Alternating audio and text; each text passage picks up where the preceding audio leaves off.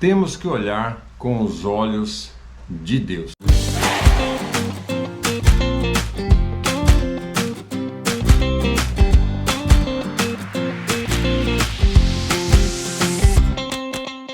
Irmãos, eu quero te chamar, tá? Mudar a sua visão, né? Dar um clique na sua cabeça, né? O grande problema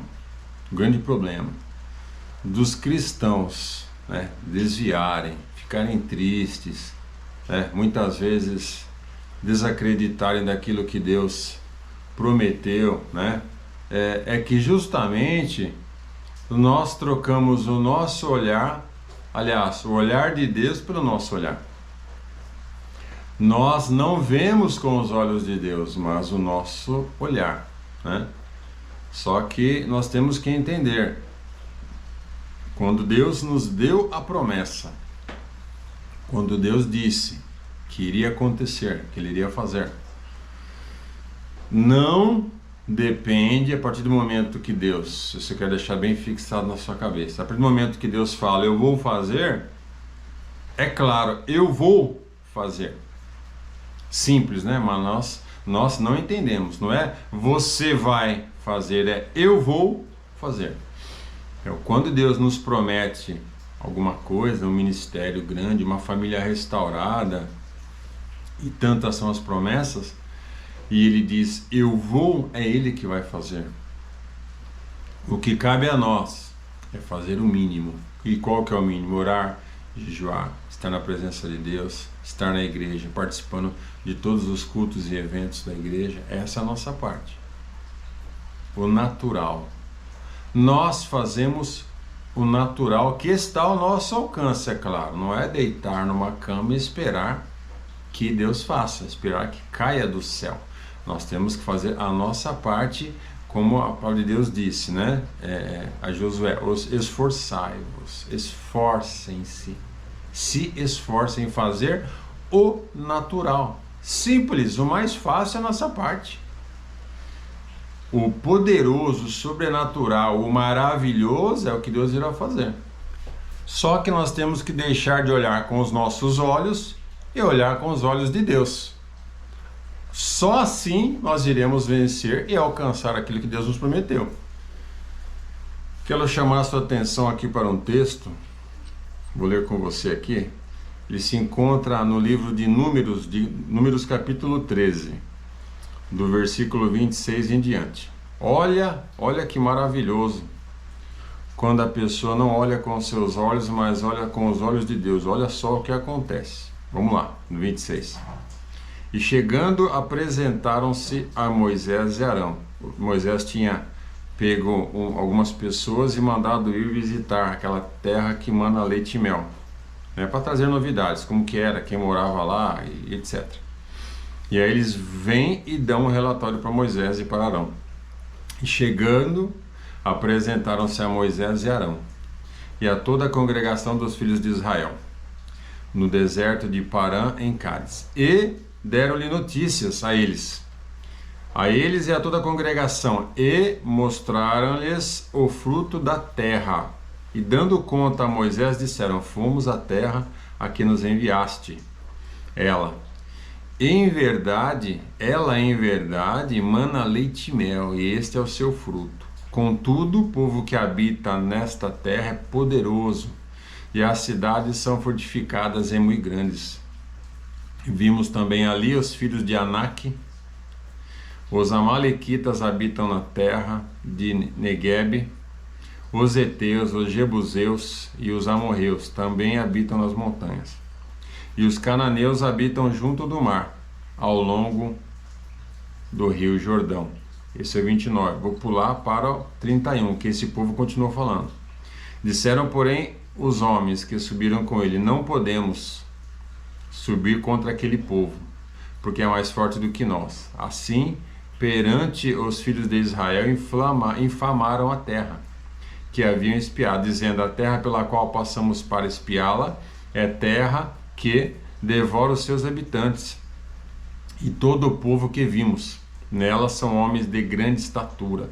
Também vemos ali os nefilins, isto é, os filhos de Anak, que são descendentes dos Nefilins, né, homens gigantes na época, altos, e éramos aos nossos olhos como gafanhotos, e assim também éramos aos seus olhos. Aí eu vou voltar para o versículo 30, onde Caleb, ele dá a opinião dele. Olha só. Então Caleb, fazendo calar o povo perante Moisés, disse: subamos animosamente e apoderemo-nos dela, porque bem poderemos prevalecer contra ela. Ou seja, aqueles que subiram com Caleb estavam olhando com os olhos humanos, com a força do poder deles, entendeu? Da estratégia deles, talvez das armas deles, da estatura. Olha só, olhando com os próprios olhos, mas Caleb não. Caleb, ele olha com os olhos de Deus. E olha a opinião de Caleb: nós vamos sim, nós vamos entrar, nós vamos pegar, porque é o que Deus tem para nós. Agora eu quero chamar a sua atenção. Talvez a gente lendo aqui a gente não se recorde, mas nós temos que entender que quando Deus manda Moisés tirar o seu povo do Egito, olha o que Deus fez. Mandou as 10 pestes, coisas sobrenaturais, como eu falei. Moisés, ele fez o natural. Deus chama Moisés e fala: vai lá e manda Faraó libertar o meu povo. Isso é o natural, é o que você pode fazer com as suas forças. Abre a sua boca e fala. Porém, Faraó não deu ouvido. Aí Deus começa a agir. É o sobrenatural, porque quando Deus fala que ele vai fazer, é ele que vai fazer, não somos nós. A palavra de Deus diz que tudo que ele quer fazer, ele manda, agindo eu, quem impedirá? Então, quando Deus determina sobre a minha, a sua vida uma bênção, uma vitória, algum local, alguma coisa que você vai alcançar, não depende mais de você, mas de Deus. E o que eu quero trazer essa mensagem para a gente entender aqui? Que este povo que estava com Josué, né? Olha só, a gente tem que entender isso daí. Isso aqui é muito importante. Com Caleb, no versículo 30.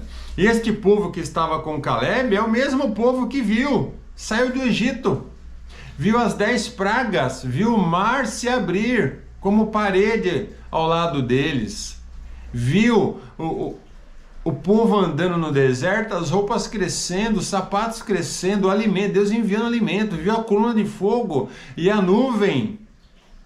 É o mesmo povo. E Deus falou através de Moisés: o Senhor vai nos levar para um local que mana leite e mel e vai nos dar para possuir. Ou seja, esse povo que viu todas estas maravilhas, quando chega no local onde Deus mandou eles irem e que Deus iria dar, simplesmente ficam com medo, porque eles estão olhando com seus olhos, esqueceram das 10 pragas que Deus mandou sobre o Egito, esqueceram do mar que se abriu e tantos outros milagres que eles viveram no deserto. Aí que está o grande problema. Nós não podemos simplesmente olhar com os nossos olhos, porque é Deus quem vai fazer. Olha alguns exemplos que eu quero te dar aqui para você entender, tá? O rei Davi. Olha o rei Davi.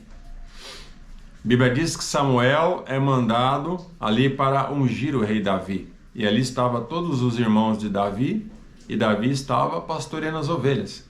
E Samuel olha aí: Senhor, qual que é desses varões? O Senhor fala: não é esse, falta um.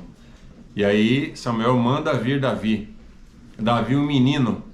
E Deus fala: é esse, porque eu não vejo com os olhos humanos, Deus não vê como nós vemos, mas eu vejo o coração. E Deus manda Samuel ungir a Davi. E olha só, aí que tá, aí onde começa a desenrolar a mesma coisa ali, esses espias que ficaram com medo. Davi foi ungido e já foi profetizado que ele seria rei de Israel. No decorrer da vida dele, ele mata um leão, ele mata um urso. O rei Saul tenta matá-lo. Quando que um rei não iria dar uma ordem simples, um local que dava para você achar qualquer um ali, e iriam matar Davi? Quando? No entanto, Deus livrou Davi do leão, Deus livrou Davi do urso, Deus livrou Davi de Golias e de Saul. Ou seja, quando Deus tem a promessa, ela não vai morrer e não depende de nós. A gente vê Deus livrando. Quando Davi enfrenta Golias também é tremendo. Você imagina, tá? Imagine aí, de um lado o exército de Israel, do outro lado o outro exército com Golias, já pronto para, né, entrar em luta, em guerra, e Golias que ele tá gritando ali: cadê o campeão de vocês? Cadê? Manda o campeão. Davi, um menino, imagina o que ele ouviu de chacota quando ele começa a passar e pedir licença no meio daquele exército de Israel, até os próprios irmãos: o que você está fazendo aqui? Volta, vai cuidar das ovelhas. Os irmãos que estavam ali presenciaram a unção dele, riram dele. Com certeza ele ouviu chacotas: volta, moleque, ô menino, tá louco? Vai para sua casa, esse gigante vai te matar, vai arrancar sua cabeça, para com isso. E Davi, ele passa, e quando ele sai ali da multidão do exército de Israel, e o gigante fala: ué, você vem comigo com um pau, você pensa que eu sou um cachorro? O que Davi fala? Ele não fala: eu vou contra você porque eu tenho poder, porque eu tenho autoridade, porque eu posso fazer, porque me ungir a rei, eu vou ser o cara, então você não vai prevalecer contra mim. Não, ele fala: eu vou contra ti, em nome do Senhor dos Exércitos. Olha que poderoso. Ou seja, o que ele disse ali: eu não vou contra ti, gigante, com a minha força, com o meu intelecto, com a minha funda. Não, eu vou contra ti no nome do Deus eterno. E esta a visão. Davi não olhou com a visão humana, ele olhou com a visão de Deus. O que ele pensou? Com certeza: se o Senhor me ungiu rei, eu não vou morrer nessa batalha. Eu não vou morrer na mão desse leão, na mão desse urso. Eu não vou morrer na mão desse Golias. E eu vou derrubar ele em nome de Jesus, porque não é a minha força, é a força do meu Deus que me impulsiona. E nós sabemos o que aconteceu: como uma pedra, esse gigante caiu, Golias. Então, olha só a situação. Nós temos que fazer o natural. Davi foi para fazer o natural. Senhor, eu estou aqui. Eu sou uma ferramenta nas suas mãos. Eu estou com uma funda e 5 pedras. E eu sei que o Senhor vai me fazer prevalecer contra esse gigante. E foi o que aconteceu. Ele não olhou com os seus olhos, porque com os seus olhos tudo era desfavorável. Com os seus olhos nunca ele iria conseguir derrubar aquele gigante. Mas quando você e eu olhamos com os olhos de Deus, não tem situação que nos barre, não tem situação financeira. Mas eu moro numa comunidade, não importa. Mas minha conta bancária não tem nada, não importa. Mas eu não tenho a faculdade, não importa. Deus não precisa da sua faculdade, Deus não precisa do seu dinheiro, Deus não precisa de você ser um cara letrado ou não. O que Deus precisa é de alguém que vá lá e faça, alguém que acredite, alguém que vá à frente olhando com os olhos de Deus. É isso que Deus precisa. Olha um outro exemplo: Sadraque, Mesaque e Abednego. Quando foram chamados para se prostrar diante daquela imagem, eles não se prostraram. Porém, antes eles estavam fazendo aquilo que era a obrigação deles. Veio aquele alimento que eram de carne sacrificadas aos ídolos, eles não se alimentaram. Não, nós vamos comer só verduras e legumes e nada mais. Ou seja, eles se absteram daquilo, eles se santificaram, se afastaram daquilo que ia desagradar a Deus. Estavam em oração, estavam de pé fazendo o natural. E quando vem a ordem, eles disseram ainda mais, foram mais ainda para cima do rei: se o nosso Deus nos livrar, ele é Deus; se não livrar, ele também é Deus. E aí nós conhecemos, estão jogados na fornalha, e ali Jesus aparece, uma teofania, que haviam 4 homens andando na fornalha, e aí eles saem, nem a roupa deles queimou. Porque eles não olharam com os olhos deles. Aos olhos deles, bom, nós vamos cair nessa fornalha, nós vamos derreter, não vai sobrar nem pó da gente. Essa é a visão humana. Só que eles sabiam o Deus que eles serviam, que poderia, como eles disseram: se Deus livrar, ele é Deus; se não livrar, continua sendo Deus. Mas Deus, porque tinha que exaltar o seu nome através da vida deles, livrou eles da fornalha. É isso que nós temos que entender. E não ficar olhando, mas eu não posso. Não se trata do que eu e você podemos. Se trata do que Deus pode. E Deus, Ele pode. Deus, Ele faz o sobrenatural. Porque o sobrenatural é natural para Deus. Aquilo que é impossível a nós, não é possível a Deus. Então, eu peço para você que a partir de hoje, você se agarre, abrace aquilo que o Senhor falou na sua vida, as promessas de Deus sobre você, e não fique olhando as circunstâncias, não fique olhando os gigantes, as barreiras, não fique olhando as muralhas. O Senhor vai fazer você passar, não importa. Não importa as suas forças, não importa a sua inteligência, o seu dinheiro, o seu carro, a sua casa, não importa, porque é sobre Ele. Tudo é para Ele, por Ele e sobre Ele, é sobre Deus, é sobre a obra dEle. Se você avançar, você irá glorificar o nome dEle, não o seu. Basta uma pessoa.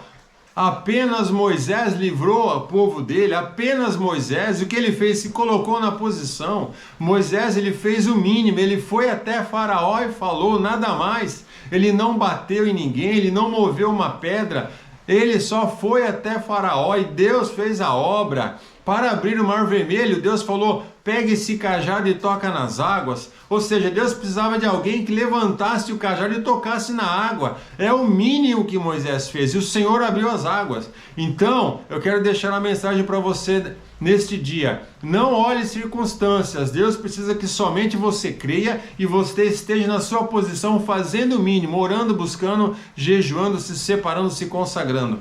O demais o Senhor fará.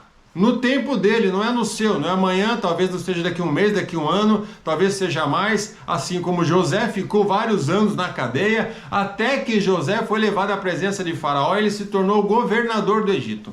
Então não depende de nós. Fique firme, 2 Crônicas 7,14, ore, busque o Senhor, se desvie do mal, esteja aguardando ansiosamente, porque o Senhor, Ele fará aquilo que Ele te prometeu, tá bom? Deus te abençoe.